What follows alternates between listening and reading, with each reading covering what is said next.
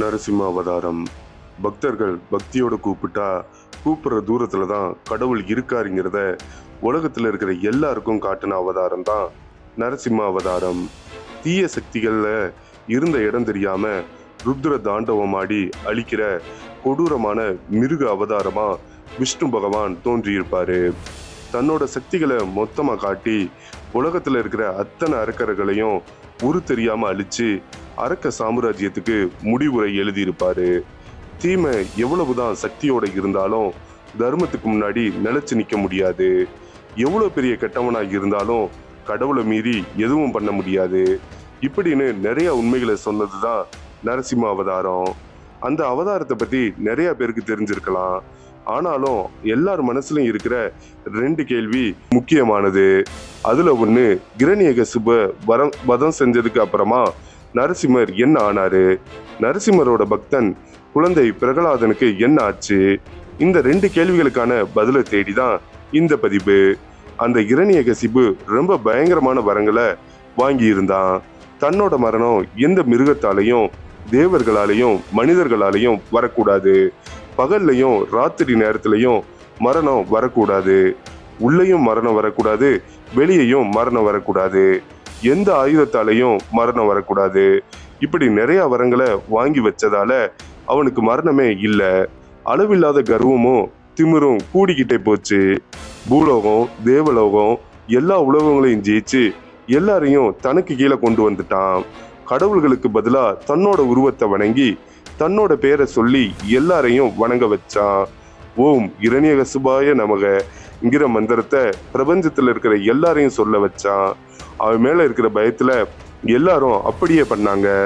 ஆனா அவனுக்கு பிறந்த அவனோட சொந்த குழந்தை பிரகலாதன் மனசுல மட்டும் ஓம் நமோ நாராயண அப்படிங்கிற மந்திரம் ஒட்டிக்கிடுச்சு.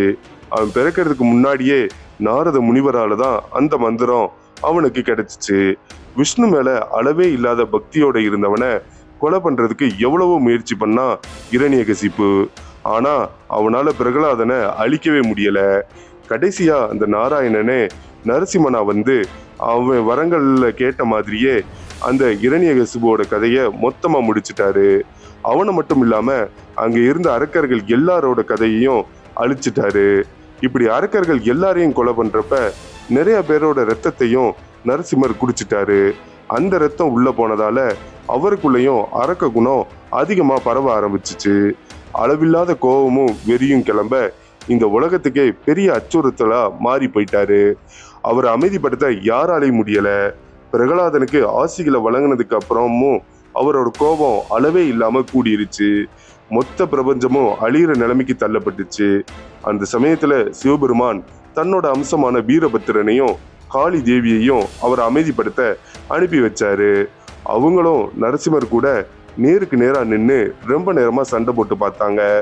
ஆனா ஒரு கட்டத்துல நரசிம்மரோட வெறிய தாங்க முடியாம 2 பேருமே மயக்கம் போடுற நிலைமைக்கு போயிட்டாங்க. கடைசியில அவரையே சரணடைஞ்சு தங்களோட உயிரை காப்பாத்திட்டாங்க. இதுக்கப்புறமா வேற வழியே இல்லைன்னு தெரிஞ்சதால சிவபெருமானே நேரடியா போர்க்களத்துக்கு வந்துட்டாரு.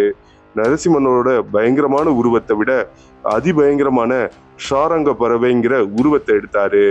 அந்த உருவத்திலேயே நரசிம்மரை தூக்கிட்டு போய் உலகங்கள் எல்லாத்தையும் தாண்டி மூச்சு காத்து கூட கிடைக்காத இடத்துக்கு கொண்டு போனாரு. அதனால நரசிம்மருக்கு மயக்கமே வந்துருச்சு. அவரோட கோபமும் கொஞ்சம் கொஞ்சமா குறைய ஆரம்பிச்சிச்சு. கடைசியில தன்னோட அவதாரம் முடிகிற நேரம் வந்துருச்சுன்னு அவருக்கு புரிஞ்சதால சிவபெருமான் கையாலேயே இறந்து போயிட்டாரு. நரசிம்ம அவதாரம் சிவபெருமானோட கையால முடிஞ்சிருச்சு. அவரோட பக்தன் பிரகலாதனுக்கு என்ன நடந்துச்சுன்னு தெரிஞ்சுக்கலாம். இந்த அவதாரத்துக்கு அப்புறமா பிரகலாதன் எங்க போனான்னு தெளிவா பார்க்கலாம். இந்த நரசிம்ம அவதாரத்துக்கு அப்புறமா பிரகலாதனுக்கு பாதாள உலகத்தோட அரச பதவியை கொடுத்து அவனை அடுத்த இந்திரனை அறிவிச்சாரு விஷ்ணு பகவான். அவனோட பதவி காலம் வர்ற வரைக்கும் அவன் பாதாள உலகத்துல இன்னும் வாழ்ந்துகிட்டு இருக்கிறதா சொல்லுவாங்க. ராவணனை பத்தி வர்ற ஒரு செவி வழி கதையில கூட பிரகலாதனை சேர்த்து சொல்லுவாங்க. ராவணனோட ஆணவமும் அதிகாரமும் கூடிக்கிட்டே போறத பார்த்த அவனோட குரு அவனை பாதாள உலகத்துக்கு கூட்டிட்டு போய் பிரகலாதனை காட்டுவாரு. அவனும் அவர்கிட்ட தன்னோட சக்திகளை பத்தி அகம்பாவத்தோட பேசுவான். அதை கேட்ட பிரகலாதன் சிரிச்சுக்கிட்டே பக்கத்து அறையில இருக்கிற மாணிக்க மலைய உருட்டி கொண்டு வான்னு சொல்லுவாரு. ராவணனும் வேகமா போய் பார்த்தா பக்கத்து அறையில ஒரு பெரிய மாணிக்க கல் இருக்கும். அந்த மாணிக்கம் பெரிய மலை மாதிரி பறந்து விரிஞ்சு போய் கிடக்கும். ராவணன் எவ்வளவு முயற்சி பண்ணாலும் அந்த மாணிக்கத்தை கொஞ்சம் கூட நகர்த்த முடியாது. அவன் தோத்து போனதை பார்த்ததுக்கு அப்புறமா பிரகலாதன் சிரிச்சுக்கிட்டே உண்மையை சொல்லுவாரு. அது ஒன்றும் மாணிக்க மலை கிடையாது, என்னோட அப்பா இரணியகசிபு போட்டு இருந்த கடுக்கனோட ஒரு பகுதி தான். விஷ்ணு பகவான் நரசிம்ம அவதாரம் எடுத்து அவரை சுழட்டி அடிச்சதுல உடஞ்சி விழுந்த ஒரு சிறிய துகள் தான் இது. இந்த தொகலை கூட ஒன்னால நகர்த்த முடியல, பின்ன எதுக்கு நீ இவ்வளவு கர்வத்தோட இருக்கேன்னு கேட்பாரு. அதை கேட்ட உடனே ராவணனுக்கு ரொம்ப அவமானமா போயிரும். உடனே இலங்கைக்கு திரும்பி வந்துருவான். ஆனா இந்த பாடமும் அவனுக்கு புத்தியை கொடுக்கல. அதே மாதிரி மகாபாரதம் யுத்தம் முடிஞ்சதுக்கு அப்புறம் தர்மன் தன்னோட சக்திகளை காட்டி அஸ்வமேத யாகம் பண்ணுவாரு.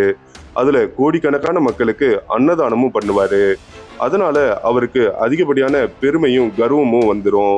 அதை அழிக்கிறதுக்காக கிருஷ்ணர் தர்மனை பாதாள உலகத்துல இருக்கிற பிரகலாதன் கிட்ட கூட்டிட்டு போவாரு. தர்மன் செஞ்ச காரியத்தை பத்தி ரொம்ப பெருமையா பேசுவாரு. அதை கேட்ட பிரகலாதனுக்கு கோபம்தான் வரும். தன்னோட சொந்த நாட்டு மக்களை சாப்பாட்டுக்கு கூட கையேந்திர நிலைமையில வச்சவன் முகத்துல முழிக்கிறது கூட பாவம். இதுக்கு மேல இவன் கூட பேசவே விருப்பம் இல்லை அப்படின்னு சொல்லிட்டு போயிடுவாரு.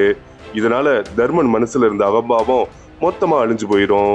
அரக்கர் குலத்துல பிறந்திருந்தாலும் தன்னோட பக்தியால ஸ்ரீ விஷ்ணுவை அவதாரம் எடுக்க வச்ச பிரகலாதன் பக்திக்கே ஒரு அடையாளம். இன்னைக்கு வரைக்கும் பக்திக்கு ஒரு உதாரணமா இருக்கிறது அவன் மட்டும்தான். இந்த நரசிம்ம அவதாரத்தை அடிப்படையா வச்சு வந்த படம் தான் மகா அவதார் நரசிம்மா. இப்ப கொஞ்ச நாளா இந்தியா சினிமா மொத்தமும் கேட்டுக்கிட்டு இருக்கிற பேரு இதுதான். அனிமேஷன் படமா இருந்தாலும் சின்ன குழந்தைங்கள்ல இருந்து பெரியவங்க வரைக்கும் விரும்பி பார்க்குற படமா இந்த படம் அமைஞ்சிருக்கு. இதுல விஷ்ணு பகவானோட 3வது அவதாரமான வராக அவதாரம், 4வது அவதாரமான நரசிம்ம அவதாரம் ரெண்டையும் அவ்வளோ அழகா பிரமிப்பா பார்க்குற வகையில காட்டியிருப்பாங்க. வாய்ப்பு கிடைக்கிற எல்லாரும் பார்க்கலாம். இதிகாச கதைகளை தொழில்நுட்ப உதவியால கண்ணு முன்னாடி கொண்டு வருவாங்க. அதை உணரவும் செய்யலாம். இந்த முயற்சியை நாம பாராட்டத்தான் செய்யணும். இந்த மாதிரி புதிய தகவல்களை தெரிஞ்சுக்க எபிக் தமிழா சேனலுக்கு உடனே சப்ஸ்கிரைப் பண்ணுங்க.